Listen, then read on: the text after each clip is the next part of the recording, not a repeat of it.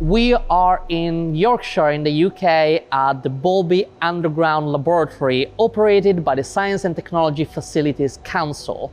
It doesn't look like it, but we are 1.1 kilometers underground in the remains of an ancient sea that predates the dinosaurs. This is actually a working polyhalite mine, and it is the largest and deepest in the UK.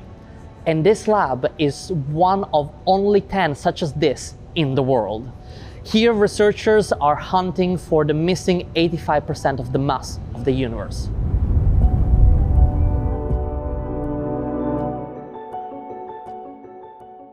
Everything in the universe that we can see, stars, planets, and even ourselves, is made of matter.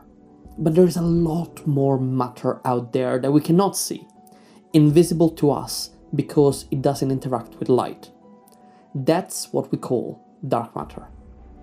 It envelops galaxies in clusters, making them move and interact as we observe. And while we don't know exactly what it is, many labs are hunting for it.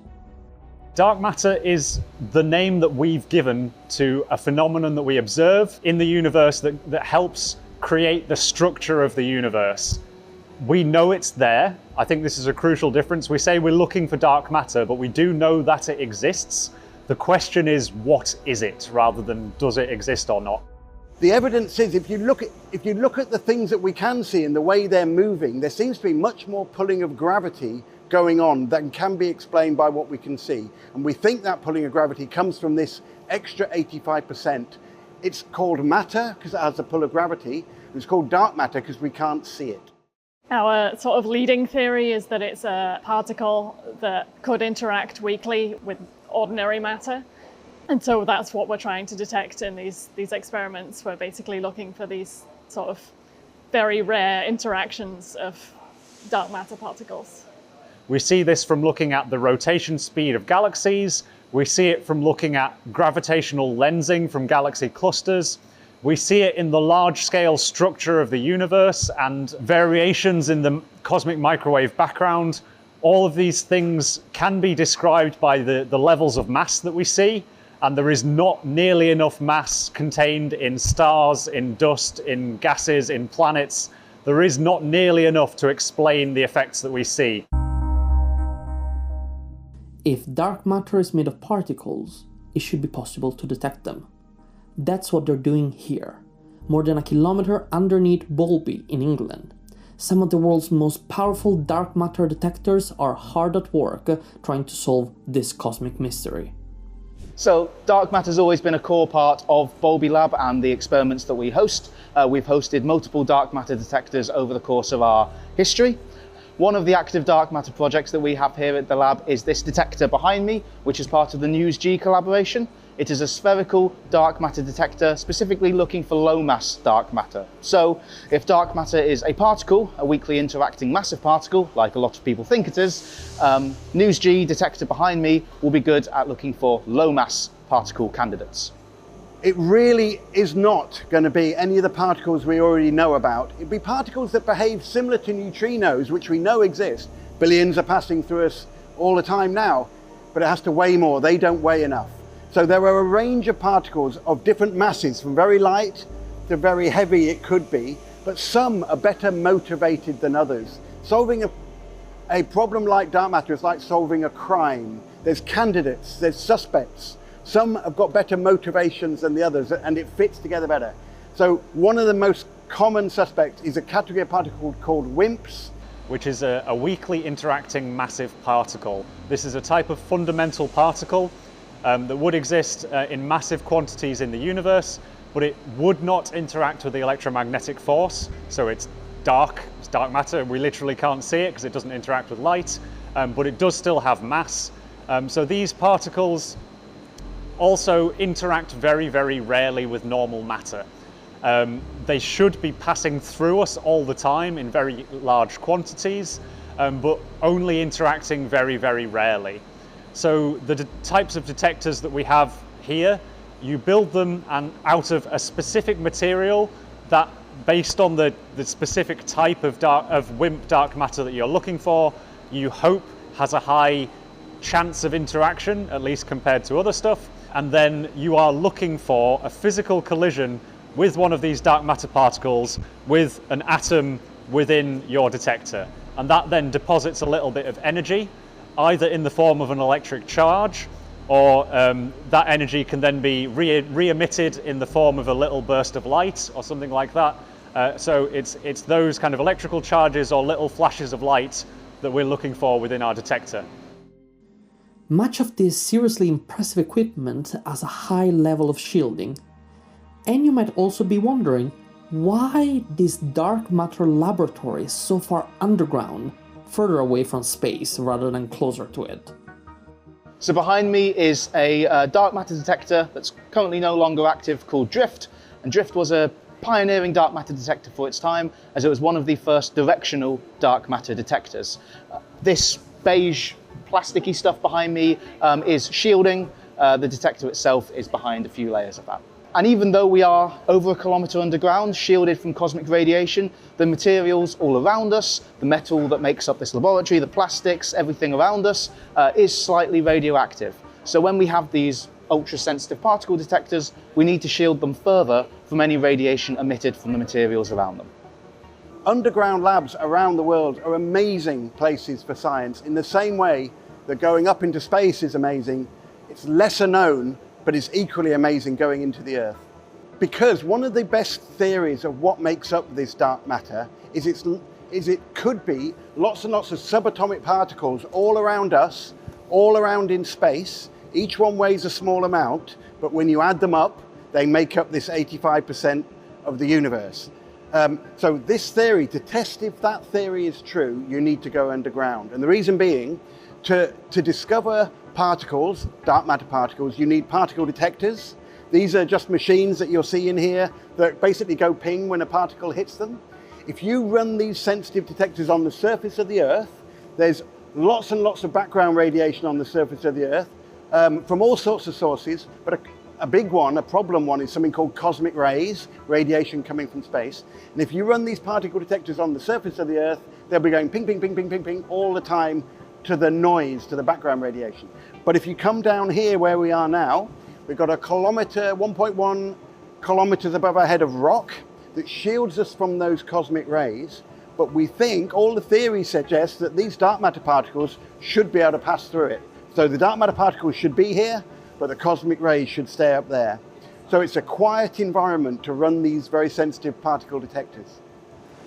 Scientists come deep underground to detect dark matter because we have 1 million times less interference from cosmic rays. But obviously the dark matter itself is made out of radioactive materials. Radio purity is a big problem for scientists because they can't get their dark matter detectors with exactly no background from the detector itself.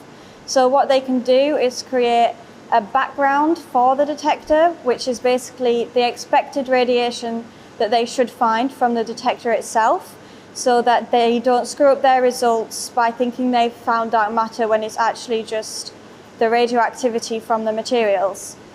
Well, dark matter detectors are incredibly sensitive. Dark matter, we think, is a weakly interacting particle, so it's very, very hard to look for dark matter interacting with normal matter. As such, we need to build detectors that are incredibly, incredibly sensitive. And usually on the surface, the cosmic radiation coming from outer space creates a lot of noise and will interrupt these incredibly sensitive detectors. So by coming over a kilometer underground, we put a kilometer's worth of rock between our lab and this cosmic radiation, drastically reducing the amount of radiation interfering with our detectors. And in fact, for every 1 million cosmic rays that hit the surface, only one of them will reach our underground lab. While Boulby Underground Laboratory is primarily focused on hunting for a universe missing matter, it also has a hand in many international collaborations. One such project aims to safeguard the use of nuclear energy around the world. In labs like ours, we can build neutrino detectors, a quiet environment to do neutrino research. But down the laboratory here, you'll see there's many other studies. Some of them are pure, trying to understand how the universe works, but some of them are much more applied. We have quite a bit of national and nuclear security work here, machines that help us understand whether countries with nuclear weapons are not testing those nuclear weapons where they shouldn't be and things like that. You need very sensitive particle detectors to watch the world doing that. We do quite a bit of that here. And we've got dark matter detectors like you've seen, and other various studies down here as well. So BUG stands for Boulby Underground Screening Facility. It consists of our germanium detectors, our 2XIAs, our ICP-MET on the surface, and our radon emanation facility. We are actually the only screening facility in the world that has all 4 of these different types of detectors, and they complement each other because some of them are radiation counting and some of them are atom counting. Scientists all around the world are aiming to get the most sensitive dark matter detectors. Some samples that have been sent to us are from LZ, which is the current most sensitive dark matter detector in America, the neutrino detector Super K in Japan, and other different experiments around the world that have been handled by Boulby staff before they've been put on them detectors. So in here we have a couple of radon emanation detectors. This is an extension of our BUGS facility. So within BUGS we're looking at materials assay, measuring very, very low levels of radiation. Within BUGS we have gamma detectors in the form of germanium detectors. These are looking at gamma rays that are emitted. We also have the XIA alpha particle counters. So you've got gamma detection, you've got alpha detection. One other thing that starts to become a real problem for really sensitive particle physics experiments like dark matter detection is radon. So radon is a naturally occurring gas and it is radioactive, hence the name. And it's a problem because it's a gas, so it gets in everywhere that you don't want it to get, and it decays, giving away a little bit of radiation. And as part of its decay chain, one of the daughter products is an isotope of lead that is also radioactive. So now you've got this gas that's wormed its way into your detector, it's decayed, and you've got radioactive lead coating the inside of your detector. And radon is present in all materials in very small amounts. So the detectors that we have in here are looking at how much of this radon gas is given off by different materials. So again, when you're building a dark matter detector or something similar, you want to know how much radon you're introducing purely from the stuff that actually makes up your detector. It seems the race is on for scientists to discover dark matter once and for all. So what's next on this global hunt? There are a few dark matter detectors running around the world. These particle detectors that are tailored to test this theory of is dark matter particles. There's a race on around the world. Of those detectors that are running around the world, the most sensitive at the moment is running in America, in an underground lab in America in a gold mine. It's called Lux Zeppelin. It's a machine that's full of liquid xenon, and it's a wonderful machine for making a dark matter detector out of. That one that's running in America now is looking for dark matter. It may find hints of it, but if not, and whether it even if it does find hints of it, we know there's going to be a bigger version of that detector, a xenon dark matter detector, probably 80 to 100 tons of liquid xenon. It'll be the best detector in the world. It'll be looking harder than humans have ever looked for dark matter. It'll be the best we've ever done. That detector is looking for a home. There are just a few labs that are interested or able to host that, and the UK is one of them, and we're now bidding for that detector to come to the UK. So the hunt continues using even more impressive technology, and the scientists at Boulby hope to be the ones to make this monumental discovery. Well, I would feel obviously elated, and so would all of the team. Well, I think the first thing is that everyone will do a little dance and celebrate. It's a long process looking for dark matter. It's not, I've got a great idea, we'll go underground, 3 days later you come out. You need to be in it, you need to be patient, you need to systematically do what we do. It would be amazing. You never really know with the pursuit of kind of pure science like this. The main drive is to understand the universe better, and you never really know kind of what progress might come out of that, what technology you might develop as a result of that. It's very difficult to say, you know, what might come out of being able to work with dark matter. But it's not as simple as waiting for that one signal. Unfortunately, it's a statistical thing, because even though we've come underground here and it's a million times quieter, even though we shield our detectors to stop radiation coming from the outside, there's still going to be more signals from background radiation than there is from dark matter detectors. We build them to make a different ping to background radiation than to dark matter. So what we'll get is ping, ping, ping, ping that look like background radiation, and just on the edge, there'll be a group of pings that doesn't look like background radiation, and that may be dark matter.